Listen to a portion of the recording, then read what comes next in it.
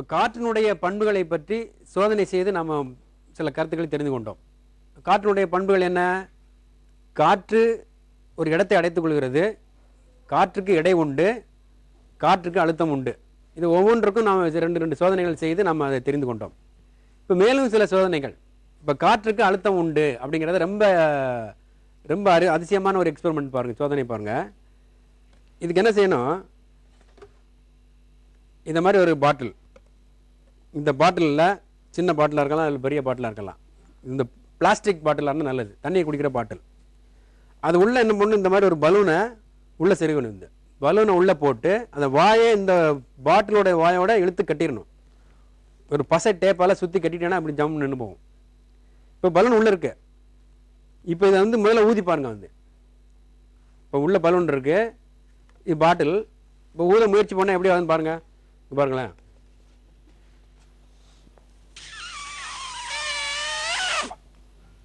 ஊத முடியல. என்ன காரணம்? ஒரு பாட்டிலுக்குள்ள பலூனை போட்டு ஊத விரிவடையலை. அது என்ன காரணம்னா, உள்ளேயும் காற்று இருக்கு, இது வழியா காற்றை செலுத்துறோம், அதே சமயத்தில் பாட்டிலுக்குள்ளேயும் காற்று இருக்கு. அப்ப அந்த உள்ள இருக்கக்கூடிய காற்று வெளியே சென்றால்தான் பலூன் விரிவடையும். அதனால இரண்டு பக்கமும் அழுத்தம் சமமா இருப்பதனால அது விரிவடைகிறது இல்லை. இதை நான் என்ன செஞ்சிருக்கேன்னா, உங்களுக்கு தெரியாமலே இங்க பாருங்க, இந்த இடத்துல இந்த அடியில ஒரு துவாரம் இருக்கு. நான் அந்த துவாரத்தை, இந்த துளையை கையால மூடிட்டு காற்றை ஊத முடியல. இப்ப என்ன பண்ணணும்? அந்த கையை இங்க வைக்காம வெளியே எடுத்துடுறேன். இப்போ காற்றை ஊதுவோம், என்ன ஆகுதுன்னு பாருங்க. ஊதலாமா? நீங்களும் இந்த மாதிரி பாட்டில் வச்சு செஞ்சு பார்க்கணும். இப்போ பாருங்க, இப்போ ஊதுறோம் பாருங்களேன். இப்போ இந்த துளையை நான் அடைக்காம கையை எங்க வச்சிடுறேன். இங்க பாருங்க,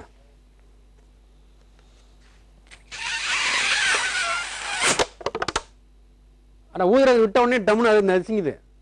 அதுக்கு என்ன பண்ணுறேன்? இந்த வெளியே உள்ள இருக்கு பார்த்தீங்களா, இந்த துளை, அந்த துவாரத்து வழியாக வெளியே காற்று போயிடுது. அதை டக்குன்னு என்ன பண்ணிடணும்? உடனடியாக மூடிடணும். இப்போ பாருங்க, மூட்டதான் பாருங்க. பாருங்க, எப்படி இருந்த பாட்டில் இப்படி ஆயிடுச்சு பாருங்க, நசுங்கி போச்சு. நசுங்கிடுச்சா? இப்போ இதை விட்டுட்டீங்கன்னா பழையபடிக்கு ஆயிரும். இப்போ இதுல என்ன உங்களுக்கு புரியுது? காற்றினுடைய அழுத்தம், காற்று அழுத்தத்தினுடைய இந்த விளைவை நீங்க புரிந்து கொள்ளலாம். இரண்டு பக்கமும் காற்று அழுத்தம் சமமா இருக்கும்போது அப்படியே இருக்கும். இது மூடிய உடனே என்ன நடக்கு? ஏன் நசுங்குது? அந்த பாட்டில் ஏன் நசுங்கணுங்க பாருங்க. திரும்ப பண்ற பாருங்க, பாருங்க, நசுங்கி போச்சு. இப்ப கை இந்த விரலை எடுத்த உடனே பாட்டில் பழைய நிலைமைக்கு வரும் பாருங்க. அந்த நிலைமைக்கு வருது. அது ரொம்ப ரொம்ப அருமையான சோதனை. இப்போ இதே மாதிரி நம்ம வேற பெரிய பாட்டில் பண்ணுவோம் பாருங்களேன். இங்கே என்ன இருக்கு? இங்கே ஹோல் போட்டிருக்கோம், இங்கே இருக்கு. பெரிய பாட்டில் பண்ணால் எப்படி வருதுன்னு பார்ப்போம்.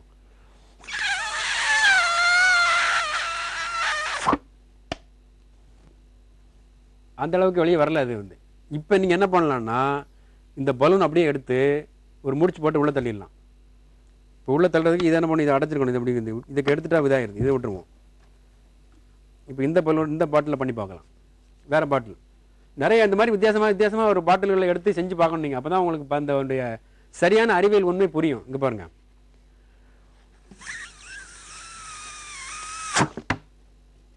இதுலேயே அது மாதிரி வந்துடுது.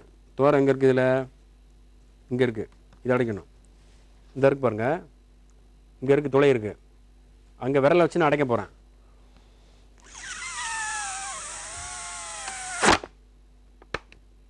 இப்போ விரல் எடுத்துருவோம். இப்போ நான் கொஞ்சம் நசுங்கிருக்கு, இப்போ விரல் எடுத்துடுறேன், பழையபடிக்கு வந்துடுச்சு.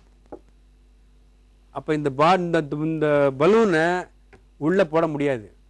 அந்த ஓட்டை அடைச்சா தான் இந்த வேலை நடக்கும். இப்போ இதனுடைய தத்துவம் என்ன? இது அதே காற்று அழுத்தம் தான். உள்ளே இருக்கக்கூடிய காற்றை வெளியே ஏற்றி விடுகிறோம். ஆனால் அதே சமயத்தில் பலூன் விரிவடைஞ்சிருது. திரும்ப காற்று உள்ள போது பழைய நிலைமைக்கு வந்துடுது. அதனால இதெல்லாம் ஓரம் கட்டி வச்சுட்டு வேற கண்ணாடி பாட்டில் நீங்க யோசிக்கலாம். ஏன் நசுங்குது? பிளாஸ்டிக் இருக்கனால நசுங்கி போகுது. கண்ணாடி பாட்டில் வச்சுக்கோங்களேன், நசுங்காது இல்ல. கண்ணாடி பாட்டில் இது மாதிரி பெரிய பாட்டில், இதுக்குன்னு செஞ்ச பாட்டில். இதுங்க பாருங்க, கரமையான பாட்டில். இதில் இந்த மாதிரி ஒரு பலூனை உள்ள போட்டிருக்கேன் நான். இதே மாதிரி ஒரு பலூன் எடுத்து இந்த இருக்குங்க, இந்த வாயை வச்சு மூடி உள்ள அமுத்தி வச்சிருக்கிறேன். இங்கே கீழே என்ன இருக்குன்னா ஒரு குழாய் இருக்கு. வெளிக்குழாய், வெளியே காற்றை வெளியேற்றக்கூடிய ஒரு குழாய், அதோட ஒரு ரப்பர் குழாயை வந்து இணைச்சிருக்கோம். இப்போ வந்து வெளியிருந்து காற்று உள்ளே போகாமல் இருப்பதற்கு இந்த மாதிரி ஒரு பிடிப்பான், அல்லது ஒரு இந்த பிடிப்பான் வச்சு மூடிடுவோம். காற்று உள்ளே செலவிடாமல் அல்லது வெளியே வரவிடாமல் இதை போட்டு நிறுத்திடலாம். அதுக்காக இதை வச்சுருக்கிறேன் வந்து. சரியா? இதுதான் சோதனையுடைய அமைப்பு. இவ்வளோதான். ஒரு பாட்டிலுக்குள்ளே பலூன் மேலே இருக்குது, உள்ளே போட்டு இது வழியாக ஊதலாம். காற்று வெளியே வராமல் இருக்க இதை வச்சு மூட போகிறேன். இப்போ செஞ்சிருவோம், சோதனை செய்வோம். இப்போ ஊத போகிறேன் பாருங்களேன். நல்ல பெரிய பலூன் இது, நல்லா ஊதலாம் பாருங்களேன்.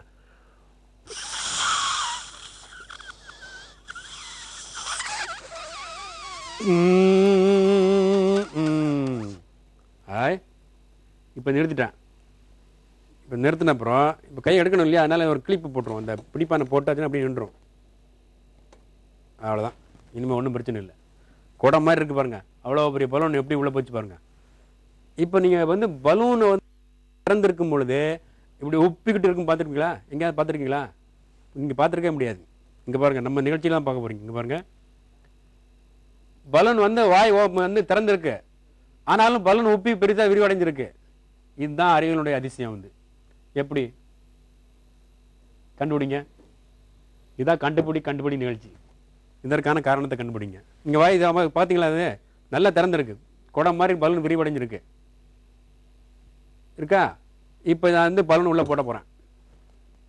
என்ன பண்ணோம்? இப்போ இதுக்கு என்ன காரணம்னு சொல்லிடுவோம், அதுக்கப்புறம் பலூன் உள்ளே போட்டுடலாம். இப்போ வந்து வாய் திறந்திருக்கு,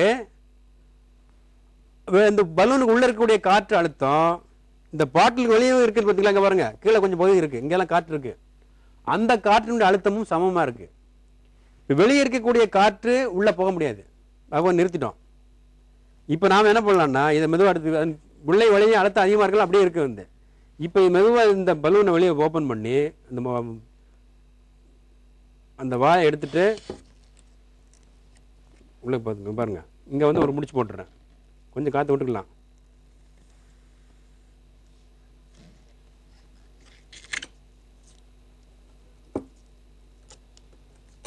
அவ்வளோதான், முடிச்சு போட்டாச்சா? இதான் பாட்டிலுக்குள் பலூன். இதை தவிர வேறு வழியே கிடையாது. உள்ளே வச்சே நான் ஊதிடுவேன் பண்ணிடுவேங்கிற சமாச்சாரம் இங்கே நடக்காது. இதுதான் சரியான அதுக்கு ஒரு தொழில்நுட்ப முறை. இது வந்து இதுக்கு இப்போ வந்து இதை திறந்துடலாம். இப்போ ஒன்றும் ஆகாது. இங்கே பாருங்கள், ஒன்றுமே இல்லை, பலூன் சுருங்காது, ஏன்னா உள்ளே கட்டிட்டோம் நம்ம வந்து. இங்கே பாருங்கள், பலூனுக்குள்ளே உள்ளே போயிடுச்சு வந்து. வேற நாம் உள்ளே போட்டு அப்படியே ஊதுனா பிரிவு அடைஞ்சிடுவோம்னா ஒன்று இது ஓப்பனாக இருக்கும், காற்று உடனே உள்ளே போயிடும். என்ன சோதனை இது? பாட்டிலுக்குள் பலூன் எப்படி உள்ளே போடுறது? முடிச்சு போட்டேன் அப்படியே இருக்கணும், பார்க்க அழகாக இருக்கு பாருங்கள், எந்த விதமான இதுவும் இல்லாமல் இருக்கும். இப்படி மாதிரி நிறைய பாட்டிலுக்குள்ளே போட்டு வீட்டில் அலங்காரமாக வச்சுக்கலாம். கலராகவும் இருக்க வந்து ஒரு இதாக இருக்குது வந்து. இப்போ இதற்கான அறிவியல் காரணம் என்ன? காற்றுக்கு அழுத்தம் உண்டு. அழுத்தம் என்று சொன்னால் என்ன சொல்கிறோம்? ஒரு காற்று மூலக்கூறுகள் ஒரு சிறிய பரப்பில் செயல்படக்கூடிய மொத்த எடை. ஒரு 300 கிலோமீட்டருக்கு காற்று இருக்கு நம்ம பூமியில். 300 கிலோமீட்டர் உயரமாக இருக்கக்கூடிய காற்றானது ஒரு சதுர மீட்டரில் செயல்படக்கூடிய எடை எவ்வளவோ அதுதான் காற்று அழுத்தம். இது எப்படி அளக்குறாங்க? 76 சென்டிமீட்டர் பாதரச அழுத்தம் அல்லது 10.3 நீர் அழுத்தம். நீரினோட 10.3 மீட்டருக்கு உயரத்தில் எவ்வளவு எடை இருக்குமோ அந்த எடை இருக்குன்னு. இது நம்ம இதனுடைய கருத்து என்ன? காற்றுக்கு அழுத்தம் உண்டு வந்து. இதை மாதிரி நிறைய சோதனைகள் காற்றை வச்சு செய்யலாம் வந்து. சரி, நான் இப்போ உங்களை ஒரு கேள்வி கேட்குறேன். இந்த காற்று அழுத்தத்தை வைத்து என்ன கருவிகள் செயல்படுகின்றன? சும்மா ஏதாவது ஒன்று ரெண்டு நீங்கள் சிந்தனை செய்து பாருங்கள் வந்து. இப்போ நாம் வந்து இங்கே குழந்தைகள் தானே, நம்ம வந்து பேனாவெல்லாம் மை அடைக்கிறோம். அந்த மை நிரப்பும் குப்பி இதை அழுத்தி அப்படி உள்ளே வச்ச உடனே அழுத்திருந்தா என்ன ஆகும்? உள்ளே இருக்கிற காற்று வெளியே போயிடும், உள்ளே வெற்றிடம் ஏற்பட்டுரும். இப்போ மைக்குள்ளே வச்சு கையை விட்டீங்கன்னா வெளியே இருக்கக்கூடிய காற்று அழுத்தம் அதிகமாகி அந்த மையை அழுத்தி உள்ளே வந்துடுது. இது மை நிரப்பும் குப்பி.